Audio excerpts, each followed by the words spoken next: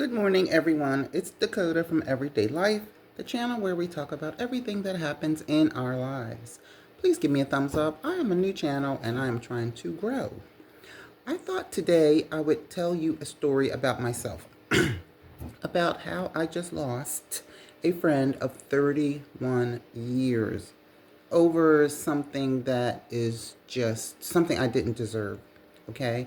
It was a man who I worked with, and we were really good friends, especially when we started 31 years ago. You know, I knew this person straight out of college before I even knew, who I was or what my life was going to be. Well, long story short, we started working the same job together 31 years ago.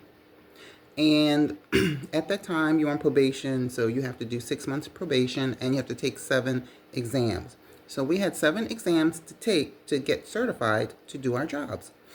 And the first 5 exams weren't bad, they were okay. But the last 2 were brutal, particularly the last one, which was contract law.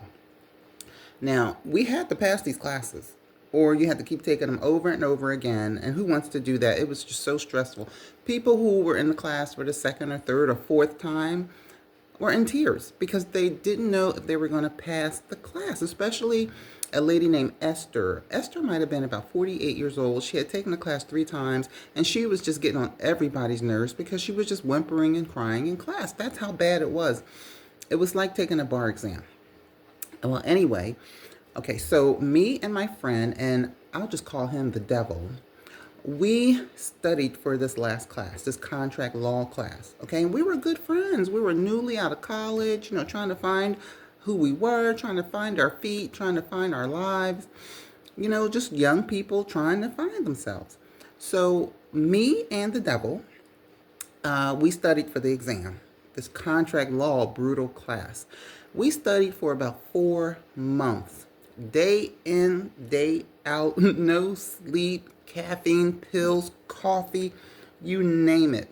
We were studying. And okay, so now it's time to take the exam. And the exam is done. And it was about 30 people in the class. So it was me, it was the devil, and then it was 2 other guys of the devil's cronies, I'll call them. Crony 1 and Crony 2. So we were like the main focus of my conversation. So when we took the exam, the devil, Crony 1 and Crony 2, they got up in 15 minutes, bam, aced the exam. I sat there and I studied with him now the whole 4 months. I sat there for the whole 2 hours, took the exam. I think I got maybe an 81 or 82%, which was fine. I passed. But I'm saying to myself, how did they get up in 10 minutes? That just doesn't make sense. But that was 31 years ago. Who cares? Everybody passed, blah, blah, blah. Now, here comes the horrible part that I did not deserve. I cherish my friends. I cherish my family. And I don't think I deserve this. So what happened was I ran into crony number 1, one of the guys who were taking the test with us. I ran into him into the hallway at work, and he said, "Oh, Dakota, I'm retiring. I'm leaving." And I said, "Oh, it's so nice. So nice to know you." Talking to him, I said, "Let's do lunch real quick to say goodbye." He said, "Okay." So while we were having lunch, we started talking about the classes that we had to take 31 years ago. And I said to him, "Remember that contract law class?" I said, "It was brutal. Me and the devil studied for months for that class." And he scratched his head. He said, "You studied for months with the devil?" I said, yes, that's the only way we passed the class." He said to me, "Mm-mm." He said, "The devil didn't study for that class. The devil had the exam." And instantly, I'm like, wait a minute. He didn't tell me he had the exam. He was studying with me for months. So crony number 1 said, "The devil had the exam. I know it because he gave it to me. He gave it to crony number 2. So all 3 guys had the exam. That's how they got up in 10 minutes and took the test." So I said to myself, I didn't let crony number 1 know how upset I was. My blood pressure was 500. So I kept a poker face and I said, "Oh, so we studied together." I said, "We studied for 4 months. He didn't give me the exam." And then crony number 1 did one of these numbers like, Like I'm just please don't tell on me. I feel bad for you. And I did like this. I said, don't even stress yourself. That was decades ago. I could care less. I still have my job. It doesn't even matter. But it mattered. I was boiling inside. I couldn't even contain myself, but I did.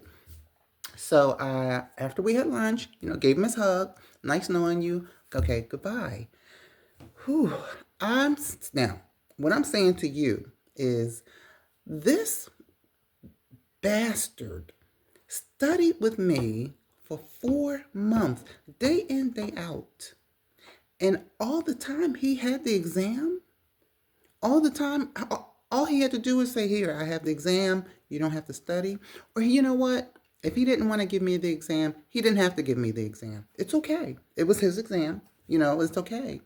But you shouldn't have took my time 4 months studying with me. You could have left me to study on my own or to study with a group who didn't have the exam. I thought that was so cold blooded. I just can't even imagine. If someone did that to one of my kids, I would be furious. I mean, that's just rude. It's wrong. I don't know what the end game would be to do something like that to somebody. I just don't. It was just I don't, I can't even think of a word for it. I just anyway, so that's what he did to me. And what am I going to do with this information? Because this person is, when I go into the office, is at my desk, talking, laughing. We're talking about life and all kinds of things. So you weren't my friend all along, all these 30 years. I mean, why wouldn't he give me the exam too? And we were best friends. It just doesn't add up. It just don't make sense. So, anyway, I had a choice to make. Okay, I had like an angel on the shoulder, saying, "Forget it. Just forget about it. It was 3 decades ago. Nobody cares." But I cared.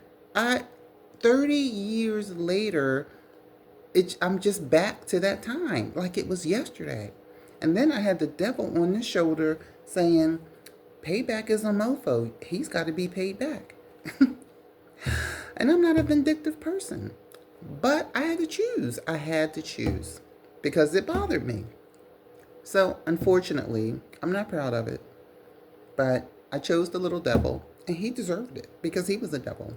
Besides, if I would have picked the little angel way to say, just forget about it, it just wouldn't have said well with myself. It just wouldn't have. Okay, so, and I was not going to give away crony number one. I wasn't going to give away the fact that he gave me the information and told me what you did 31 years ago, because he wouldn't deserve that, right? Two wrongs don't make a right. And I know everybody is like, oh, this is not really a big deal, but it is because someone deceived me for 31 years. 31 years. I was a child. I didn't deserve that. I could have lost my job. So, what did I do to pay this person back? Vengeance was mine because I know the kind of character that he has. He's a money man. He'll do anything for money. He'll sell anything. I've seen him sell things for money. Things like t-shirts out of his trunk or hot sauce out of his trunk or liquor out of his trunk.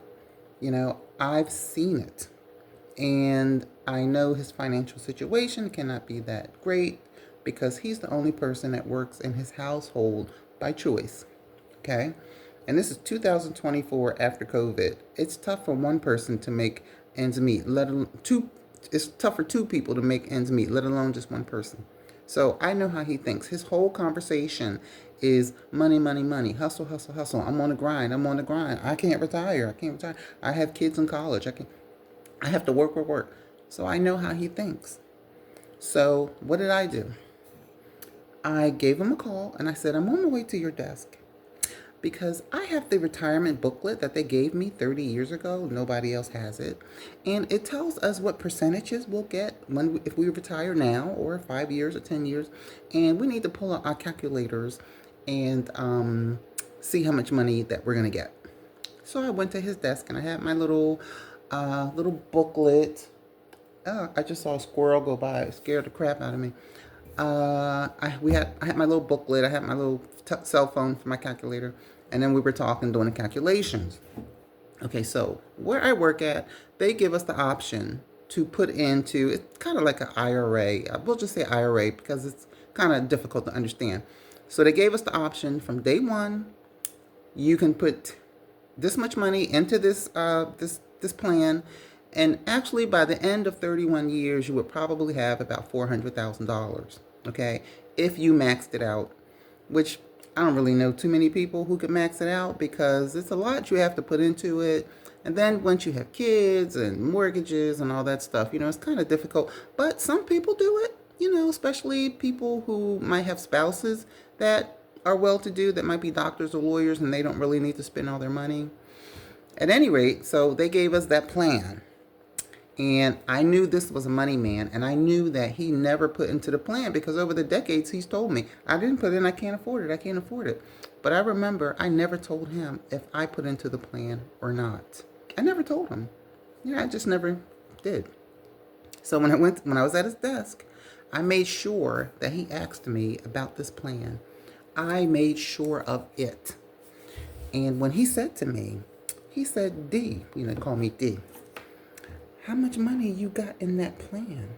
That's the way his body was gestured. Like, I can't wait to hear the answer, mofo. How much money you got in that plan? Just like that. And I said, vengeance is mine. Because I said to him, I said, since the day we met, the same day, time that we started working here on probation. And I said, taking those 7 classes together. And then I said, remember contract law? I said, wasn't that class brutal? I said, tell me something. How'd you finish? I said, 30 years later, I just was just thinking, how did you finish in 10, 15 minutes? He still didn't come clean. He said, well, back then I was young and, I could just do it. It was just stumbling over his words. I said, okay, he's still not going to fess up. And it's okay because, like I said, it was his exam. It wasn't for him to give to me. It wasn't. But he didn't have to waste my time. Use me. Use my friendship. I feel used. I do. Not abused, but I feel used. And I don't like feeling used. Not like that. 30 years of a fake friendship? So this is how I got him, everybody. When he said to me, so D, how much money you got in that plan of yours? I said, I have been putting in since the day I met you. And I have maxed it out. I didn't, but that's what I said anyway. I said, I have maxed it out. And I said, I probably have just shy of $400,000 in there. I didn't, of course, but that's what I told him. I wish I had 400,000. That would be nice, wouldn't it? But no such luck. So when I said that to him, and this is a tall man, like 6, another squirrel. They're having parties out there. Oh, another one. They're having parties out there. I guess they're gathering nuts. Everybody got to eat. So I said maybe about 400,000. And like I said, this is a tall man. Instantly, he shrank to about 5'5" instead of 6'5" in his seat. He just went down like this. He's a black man, but he turned purple. I've never seen a black man turn purple before. And you know what he did? He turned his back on me. I got to finish my work. Never did that to me so rudely. Never did that to me before. He just turned around and said, I got to finish my work. And rolled his ugly eyes. And then I said to myself, booyah, gotcha. And I turned around and walked away. And I know the type of person he is. He will not sleep for the next 10 years. And he's 66, so he probably, whatever. But he will never sleep for the rest of his life, knowing that I don't, but thinking about a lie. A lie. I lied to him and told him, oh, I saved up $400,000. I should have said, I saved up $400,000 just like you kept that exam from me. That's what I should have said. But I didn't because I'm a kind person. So I lost a friend of 31 years. He will never call me again. He will never come to my desk again. All he's going to see in his mind is $400,000 written right here on my forehead, just like this. 400,000. That's all he's going to ever see. And it's a lie. So you'll be stressed out over a lie. So now he knows how I feel. I don't feel bad. Hey, Mother Nature don't make no mistakes. Dog eat dog. You live by the sword, you die by the sword. And he lived lying to me in my face for 30 years. But that's okay, because for the next 30 of his life, I'm taking up space, free space in his mind, because I know how he is. And that's my story. That's how I lost a friend of 31 years. Through no fault of mine. Right? Right. I know that was a long story, but I had to release it. I had to release it into the universe. And I feel better because I did. I mean, I know it's not like some people have horrible stories, about things that happened to them. And I know it's not like a horrible story, but it's just a story that hurt my feelings. I mean, I have feelings, I'm human. So everybody, I hope somebody gets something out of this story. And I guess if there's a takeaway from the story, it is we never know what people are capable of. We never know. So somebody says, oh, this person did that. Oh, I can't believe it. They would never do that. That's a damn lie. They will do it. They will. So that's my story, everybody. Well, I'm off to the gym. As you can see, I'm ready. I don't feel like going, but I haven't been there in 3 days. And I had a hoagie, so I've got to go burn it off. So everybody, enjoy your Sunday. Go and vote on Tuesday. And I will talk to you guys later. Thumbs up, subscribe. Thank you.